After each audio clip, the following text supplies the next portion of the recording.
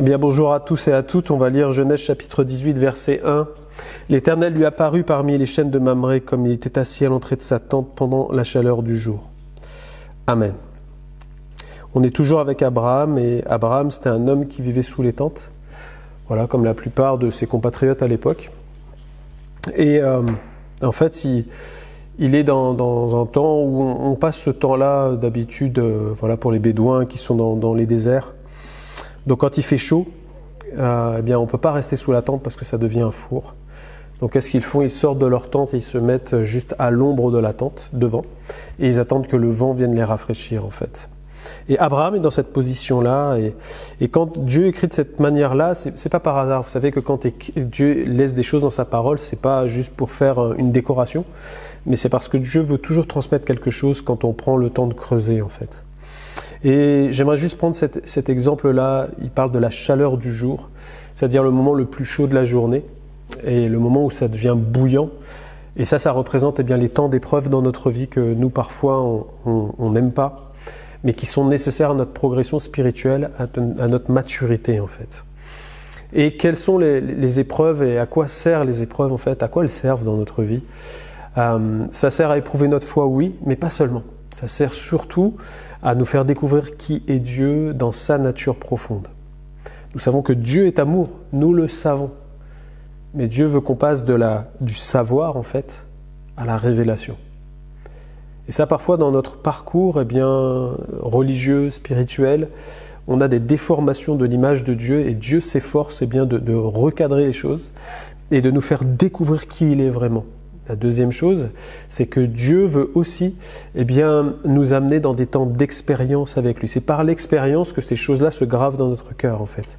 Que les traits de la nature de Dieu se gravent dans notre cœur. Quand on regarde l'Ancien Testament, on voit que ceux qui ont découvert Dieu dans sa nature, il y a à peu près un peu plus de 66 noms dans l'Ancien Testament, des noms de Dieu, des qualificatifs de qui est Dieu. L'Éternel mon bouclier, l'Éternel ma justice, l'Éternel qui te guérit, etc. Et on voit que Dieu veut se faire découvrir, parce que quand on découvre quelqu'un, plus on découvre une personne, plus on peut s'attacher à la personne quand la personne est bonne envers nous. Et comme Dieu est amour, la Bible déclare que l'amour parfait bannit la crainte. Donc plus on va découvrir l'amour de Dieu, les facettes du cœur de Dieu pour nous, plus on va s'attacher à Dieu, s'enraciner dans l'amour, s'enraciner dans la profondeur avec Dieu. On va pouvoir tisser des liens d'amitié avec Dieu, on va pouvoir se développer avec Dieu, grandir avec Dieu, parce qu'on a besoin de cette connaissance dans notre vie, de cette révélation.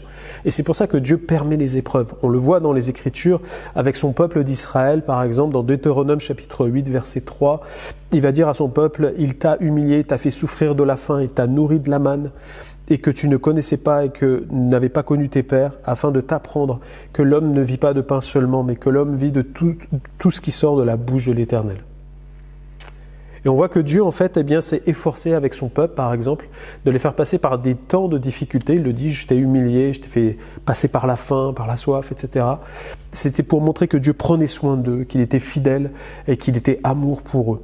Pourquoi? Parce que les Israélites, quand ils sont sortis d'Égypte, ils étaient imbibés depuis plus de 400 ans avec des dieux égyptiens, et ils voyaient Pharaon qui était un dieu tyran en fait, parce que Pharaon était comme un dieu en Égypte. Il était comme un dieu tyran. Et donc il les rendait en esclaves, il y avait des morts tout le temps, et ils voyaient qu'en fait les dieux étaient mauvais pour eux, et ils avaient effacé la bonté de Dieu depuis le temps qu'ils étaient en esclavage.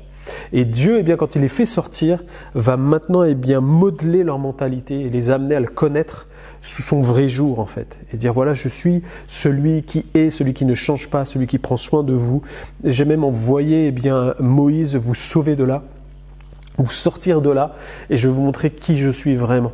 J'ai préparé pour vous un bon pays et je veux que vous habitiez là-bas. Donc Dieu avait donné des promesses, des directives, et quand il faisait passer par l'épreuve, il leur donnait aussi les solutions pour se laisser découvrir en fait. Et c'est pour ça que Dieu te fait passer par l'épreuve. C'est pour ça que Dieu veut t'amener dans une autre dimension de connaissance avec lui, parce que quand tu vas sortir de l'épreuve, tu seras enraciné dans l'amour de Dieu. Et c'est ça qui est très important. On voit que Jésus, par exemple, quand il est venu sur terre, eh bien, il a voulu rétablir la vraie image de Dieu le Père. Il va dire, si vous m'avez vu, vous avez vu le Père. Les œuvres que je fais, c'est pas moi qui les fais, c'est le Père qui le fait à travers moi. Donc en fait, il fait découvrir à ses disciples et à ceux qui l'écoutent qui est Dieu vraiment. Et pour l'époque, eh bien, les disciples étaient étonnés.